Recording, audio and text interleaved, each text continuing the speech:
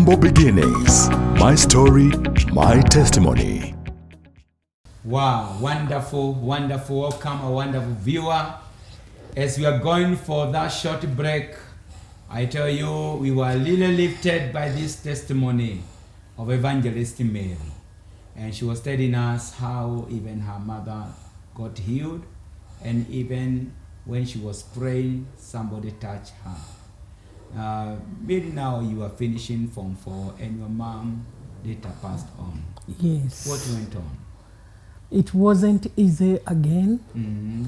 I did my exam because there's some pastors who came and talked to me. I finished my exam, which I did not do well. I was very much affected. And I got the D+. It wasn't easy because I was aspiring to go to the university. So I felt denied. But now I had no option. I didn't want to repeat to the high school because I didn't know who will take care of me. So I left it like that. When I got my D+, I went back home, met my grandmother who was very kind to me, but now she could not manage me the way my mother was managing me. But fortunately, I used to go for prayers in the church. In the same church I used to go in Gatundu, very early in the morning. And I used to meet one of the lady who was a bit elderly than me. So we could come, she could go somewhere near the church, she pray, and I also pray. And when she was praying, she came one day asking me, "And you young girl, what do you pray for? Because you always come early morning." And I could not tell because it is what we are used to do in high school. So I could not narrate any story to her. But she told me, "I felt to love you much. Where do you come from, Barbara?" So she asked me my story. I told her what had happened. And she decided to take me in her house. Wow. I was a bit scared because she was a stranger, but I used to see her in the church. And there are those ladies who are seniors and very rich. But even I didn't know about her story, but I came to realize she was not married. So she told me, "We can stay with you, then I'll show you the work I do. I have a shop which I sell the drugs." She was a doctor, a veterinary doctor. So she told me, "You'll be staying in my shop, sell the drugs, then you come, we stay with you in my house." And that really was very, very prayerful. She was Dr. Ruth Thombe. And we stayed with her. We continued with our prayers. We loved one another so much. I received favor with her. She could buy me clothes like her daughter. And my life continued from there. That is where I met men and women of honor in that house.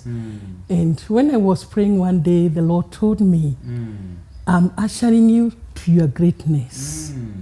I didn't understand what is that because when I look at my background, it was not speaking greatness. And I want to tell the viewers, be encouraged.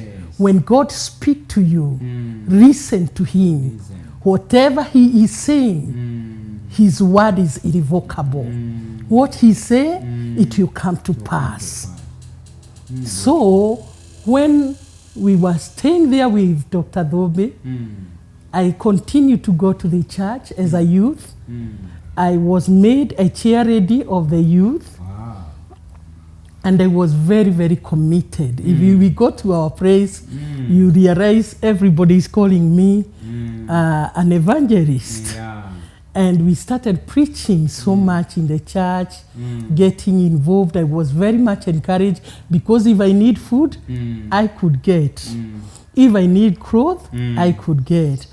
And the one day when we were in youth, another young man came and he was made a chairman. So one day we did not talk the language of the church. He told me he admires me so much and he would like to marry me. So I got my husband there. He's Mr. Julius Chege Muirore. We were youth. He was the chairman of the youth. I was the chairlady of youth. And we became great friends. And we got married in 2001. August 11, I remember. And I thank God for that. So I left there. There was another man who used to come and visit her sister in school. And this man, he was a cameraman.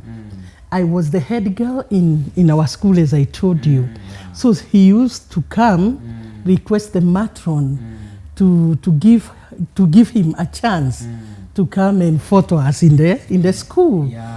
And when matron refuses, I could go convince the matron to give her, I'll take care of the girls. And that boy was very happy. So when I was there in Dr. Thobe's Praise Now, where I was working, he came and told Dr. Thobe, there is an opportunity which has come in and it needs a lady who was a head girl, even if he has not gone to college. Maybe they can take him to the college, but they need to employ her. So I remembered Mary. They used to call me Mary. So when I went there, Dr. Thobe was very kind to me again. He said, Mary, that is a chance. Go and check whether you can get, because there you will get good money, good salary. I was so happy. But when I went there, Bishop, I had no papers with me. You know, the papers that I had is just for Form 4, where I got the D+. I was just there. There were other girls and boys who came in. They were lining up there. And they were talking the language of university. So I was well intimidated. And when I realized one of them is a university, I could space myself so that he can go before me. And when they were interviewed, I also entered. They were not telling people what they were interviewed because somebody was just leaving. But there was one girl who was very jumpy. She came and said, don't worry, guys. They just want to hear a national anthem. And you just sing, and period. You will get a job. And I was there. I started thinking, what could it be that we are just singing a national anthem? Something hit in my mind. Maybe they would like to know the first step before we sing the national anthem. I shut myself up. There I was. It was my turn. I went in and they called me by my name. They told me, bra, bra, bra, you have come. We need to do an interview. For sure, we were told you have to sing a national anthem. I remember I said, before I sing a national anthem, in our school, we used to stand attention. Before we sing the national anthem. So can you stand attention so that you can sing? Yeah, so you sang a national anthem. Yes, I told them to stand attention, and we sing the national anthem. And so there was a lot of joy, but I felt like already I've received a job. So we finish up and they told me to go. I wait for the feedback, and I thank God. After 3 days, I received the feedback that I'm among the people who will be employed in that microfinance. So when I was there, I did my best. I really worked. They trained us the concept, and that concept, I got it like this. I was good with maths, so I learned the concept very quickly. And also God had blessed me, because you see, even those days we used to preach to the youth. We used to go to the conferences. We were encouraged to preach by those days. So I had no fear of the crowd. So I could go to the women, because they were using two methodologies. They were using the group methodology and the individual methodology. So I could go to the group of women, train them, and I was preaching to them so much. So you also got your opportunity. Yes, so I got the opportunity there. And I continue to go to church now.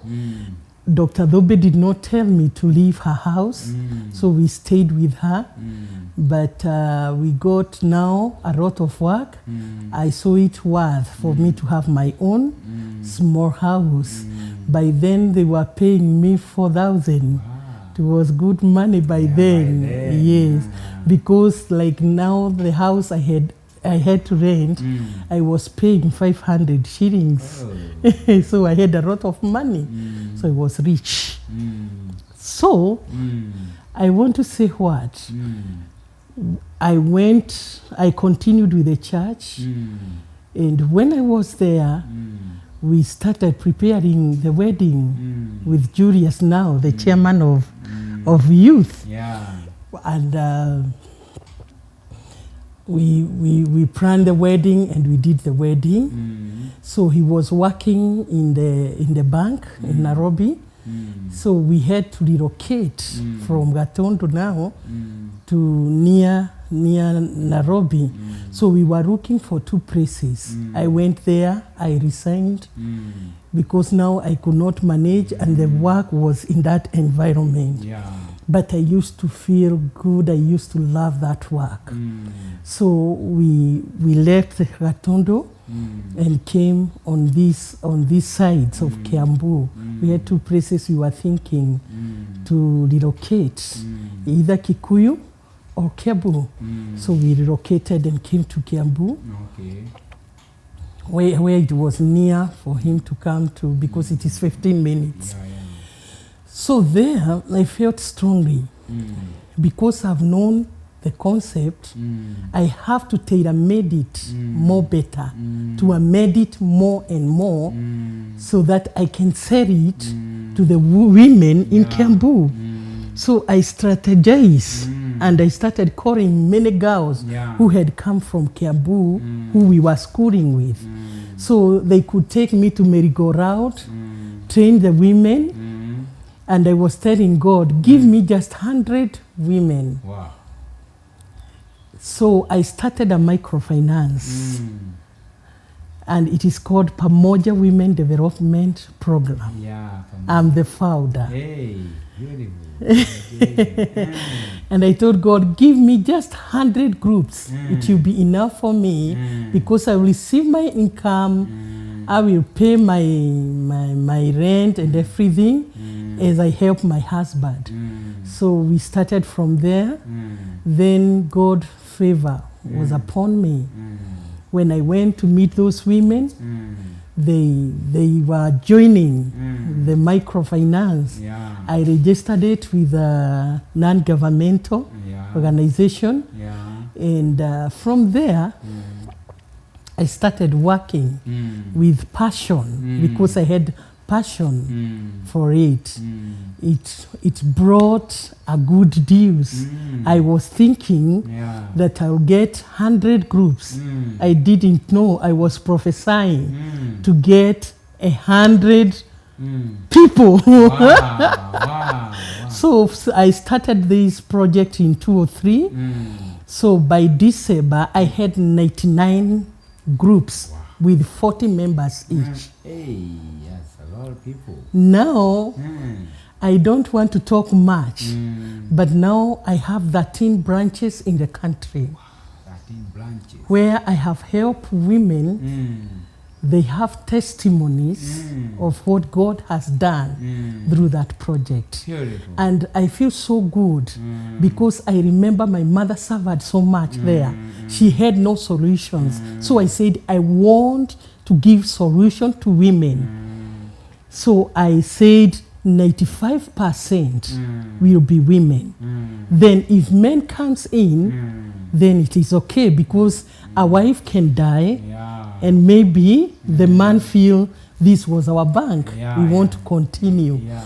Right now, we have a big farm, Yeah. a microfinance farm, and it has taken me places where I could not imagine. Never give up with life. Beautiful. God can visit you in a mighty way. So God started speaking to me, reminding me so many things. The journey we have gone with Him, I'll come here again. We speak about You giving, will come. and I tell you what happened with my giving. So God expanded that work. I have like 100 staff with me Wow. who I pay the salary every month. Even like now when we have a critical times this and COVID. season, Yeah. COVID-19, I tell you, I have them there, and I know God will see us through. Praise the name of the Lord. Maybe like in summary, like how many estimate of women who are in the Pamoja group? We have like 20,000 clients because 20,000. I can speak about the client now because we have men and women on the board. So we have 20,000 clients with us, and we are trusting God because we have already put the system in place. We will get more and more client coming in. Yes. Wow. Beautiful. Beautiful. Beautiful. This is touching. This is touching. Yes. This is touching. Oh, we bless the Lord. We are coming to the end of the program. Yes. It's sweet. It's Yes. enjoyable. It's only that we are running short of time. My wonderful viewer, this is really touching. Yes. Actually, as the theme of the program is humble beginning, Yes. we are seeing this a little testimony. And the scripture says, don't despise your humble beginning. God is able to lift you from smaller way and make you mega. As we come to the end of the program, Evangelist Mary, Yes. I want to give you 1 minute for the parting shot. And thank you because you have encouraged many through this program. Let me give you 1 more minute in your parting shot. There is a lady there, a woman there, a man there who is giving up. Give them hope. Light. I would like to tell the viewers, don't give up. There is God in heaven who is concerned, who is more powerful than the papers. You rely on Him and He will visit you. The good thing with life, you need to be sensitive. That's true. When He speaks, He will come to accomplish it. There is some women who say, I don't know what I will do with my children. But let me tell you, God can bless those children and they bring solution to your life. They can make you reach to America where you could not have gone. That's true. Take care of them and take care of yourself. I always feel so bad, Bishop, when I think my mother is buried. She could be enjoying That's true. this blessing that I have. But now she got sick, she got discouraged, and she died. So her mother is the one who is enjoying her blessing. That's true. So I would like to tell you, be encouraged, take care of yourself, speak good words to your children, and it shall be well shall be with you. God is God of season. He can change your season. He's a 24/7 God. Beautiful. Amen. With a good ending. Yes. He's a 24/7 7 God. God. Yes. He changes not. He changes not. Ah, Amen. my wonderful viewer, I don't have a better way to end this program. I think I'll leave you with that. That the God we serve is a 24/7 hour God. Amen. God bless you. Amen.